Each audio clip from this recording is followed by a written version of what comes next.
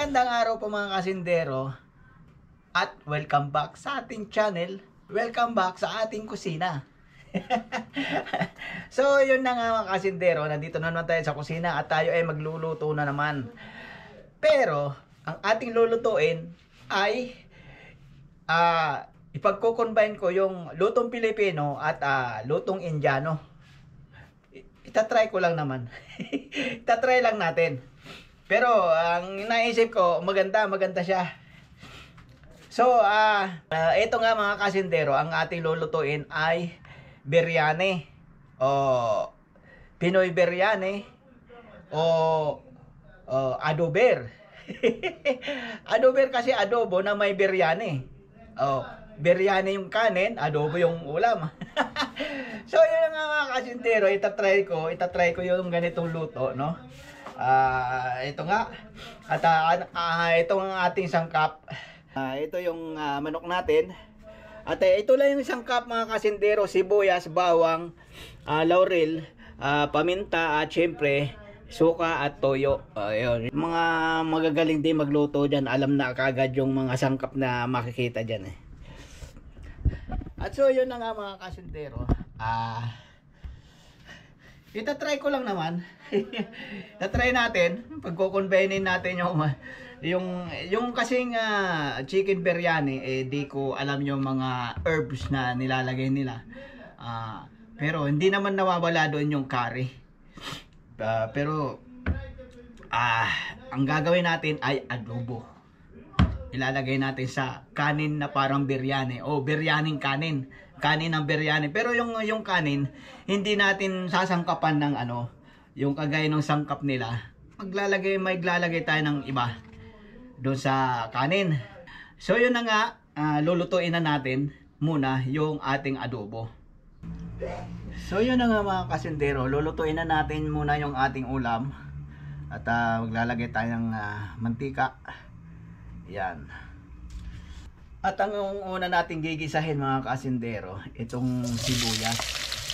Kasi kukuha tayo dyan ng pang topping. Yan. Ito muna ang ating isusutay. Hintayin natin mag-brown.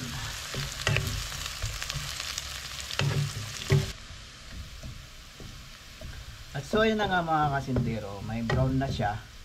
Kukuha lang tayo ng konti at ating ipang tatapping mamaya. Yan. At tapos yung susunod na natin yung bawang. Yan.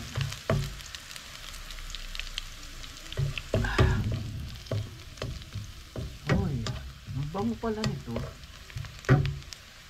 So ito ang itinabi natin, panglalagay natin mamaya sa ating platings. At lalagyan na nga natin ng soy sauce.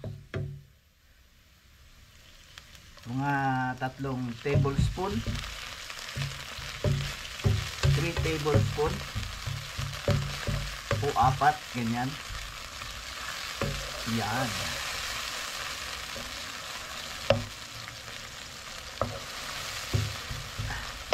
Niluluto ko na yung ating soy sauce. Nilalagay na ko na dito yung ating toyo. Kasi nga para maluto na yung toyo. Para hindi aamoy soya yung ating adobo. At tapos lalagyan din natin ng suka. Kunti lang suka.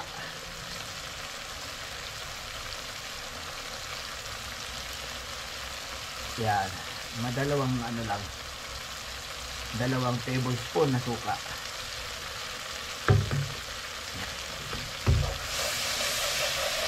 Yan. Kailangan bago mo haluin yung nilagay mong suka, pag kumulo na siya. Yun ang kasabihan. At ilalagay na natin yung karne, yung ating manok. Yan. Oh.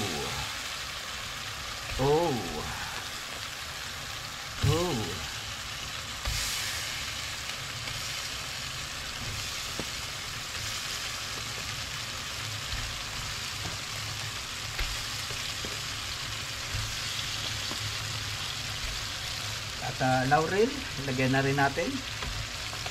Laurel. At pamintang durog.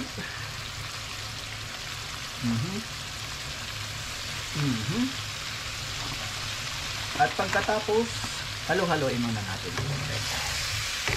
Yan.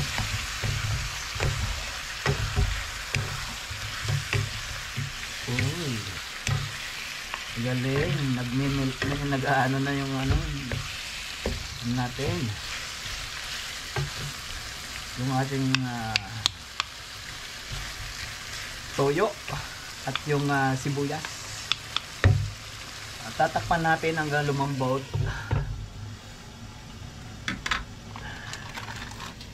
At habang pinapalambot natin itong ating adobo, magsasalang naman tayo ng kanin dito. Kakaiba ang pagsasaing natin ng kanin. Dahil maglalagay tayo ng mantika. Yan. Ito lang takalan ko. Isang takip lang lalagay natin. At pagkatapos, lalagyan din natin ng laurel. Yan. Lalagyan natin laurel yung kanin. At lalagyan din natin ng konting paminta. Wala kasing buo. Pamintang buo dapat eh. Wala akong buo eh. Konti lang. Yan. Tapos hintayin natin kumulo.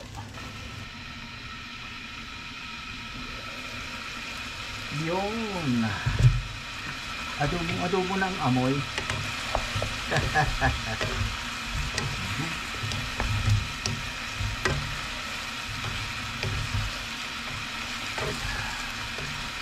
Para madaling lumambot yung karne, hindi muna natin nilalagyan ng tubig yan.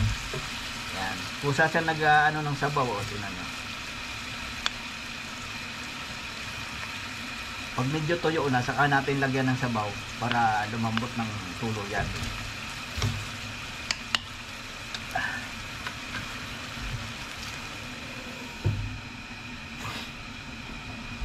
At so yun na nga mga kasindero, kumukulo na yung ating yung pinakukulong para sa kanin.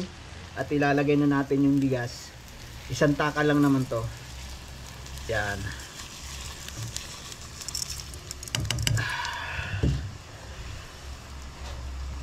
Tapos hintayin natin kumulo ulit. Saka natin iimbasan ng sabaw.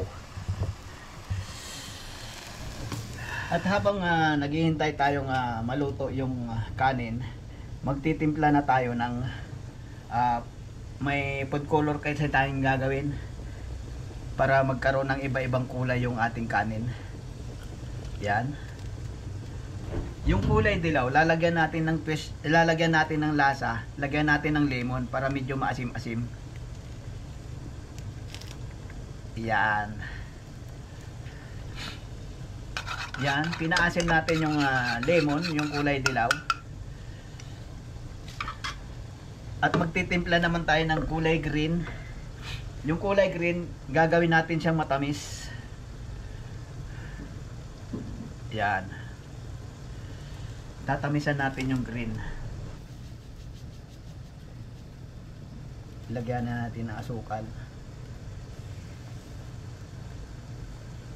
Yan. So ayan nga mga kasindero, pinatamis natin yung kulay green para magkaroon siya ng flavor. Yan. Tinanggalan na natin ng sabaw. At yun.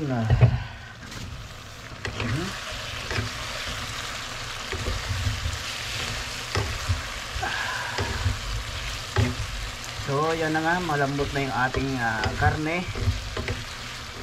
Lalagyan naman natin siya ng, sasabawan na rin natin siya. At ang isasabaw natin ay yung pinakulo ng tubig. Yan. Yan, sakto yan. Sakto yan. Medyo nasunog na ng konti. Uy. Kusinerong palpak na naman tayo mga kasindero. Hindi naman pala siya sunog. Yung ano lang siya, yung soy sauce. Ayan o. Hindi naman pala siya sunog. Sunog na sunog lang. So yan, hihintay na natin siyang lumambot. Dahil dyan. Lagyan na rin natin siya ng bitchin. Konti lang. Yan. At pagkatapos, takpan natin uli. At ayun na nga mga kasentero. In na yung kanin. Lalagyan na natin siya ng kulay. Yan.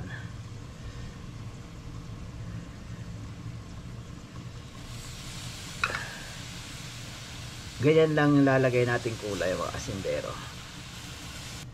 At ayan naman yung kabilang side. Lalagyan din natin ng kulay. Yan. Kunti lang. Kasi pag sobrang kulay naman, lahat ng kanin may makulay na yan eh. So ganyan na lang. Paininin na natin ng maayos. Iyon. So ayan na mga kasindero. Ayos na yan. Oh. Ang ganda ng ano niya, ang ganda ng sarsa niya. Pagka maraming sibuyas. Kasi yun din nagpapalapot ng sarsa, yung sibuyas.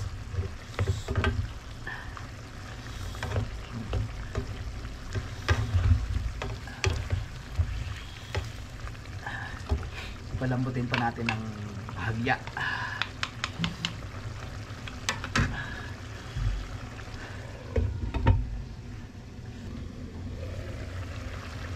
Yun!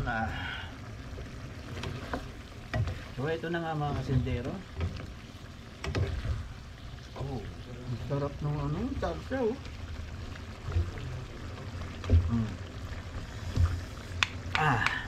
At so yun na nga mga kasindero, luto na yung ating adober. Kakain na tayo.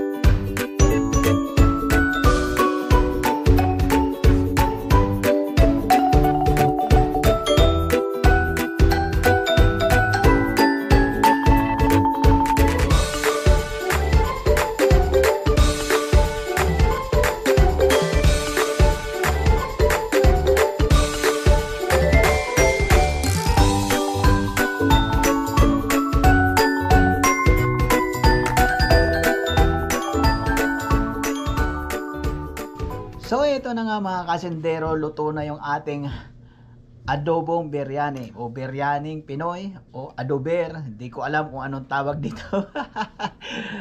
So, yung ating kanin ay parang biryani. Pero adobo yung ating manok.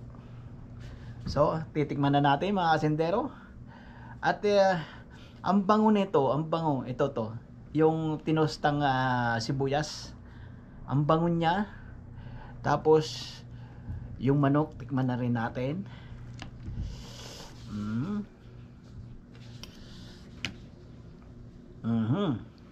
Eto na, malalaman na natin kung anong lasa.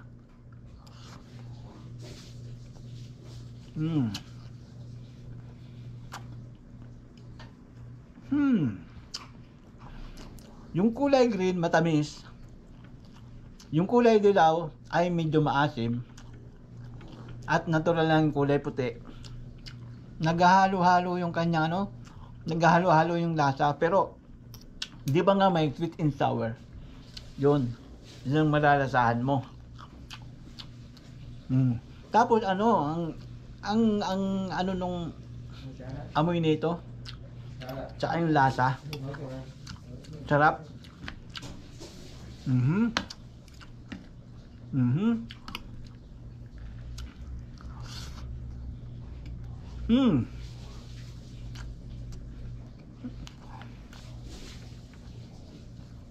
Yung kanin,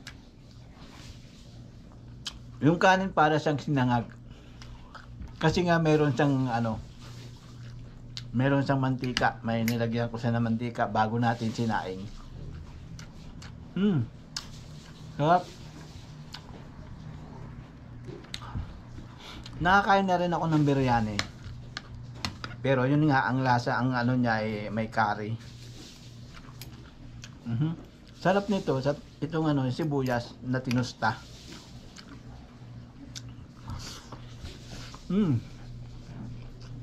Samahan natin ng kamatis. Hindi naman i-display lang yung kamatis din.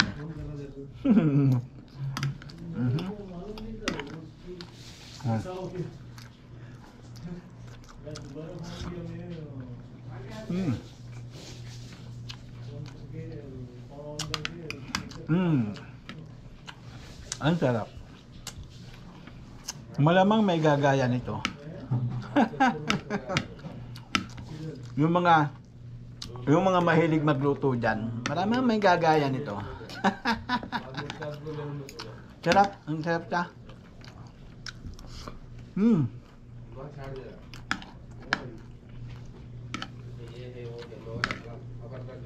At yung adobo, sarap. Yung itong manok, yung bagong katay. May nabibilhan dito yung yung hindi sa frozen na manok.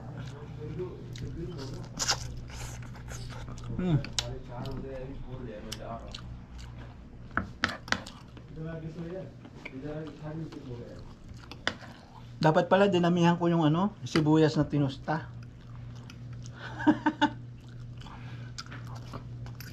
Sarap.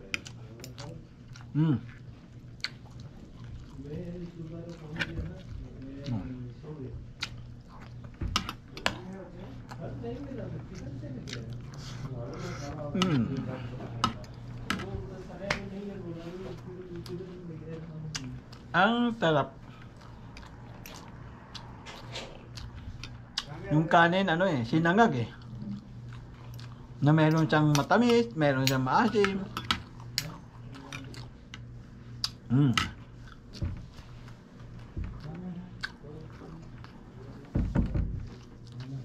Pwede? Adober. Ang ilalagay natin nito. Mino.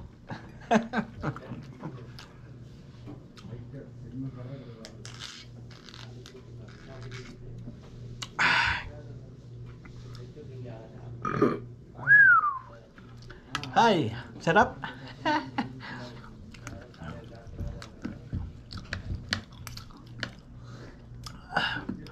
Hindi lang siya basta adobo. Dahil yung kanin nilagyan natin ng ng twist.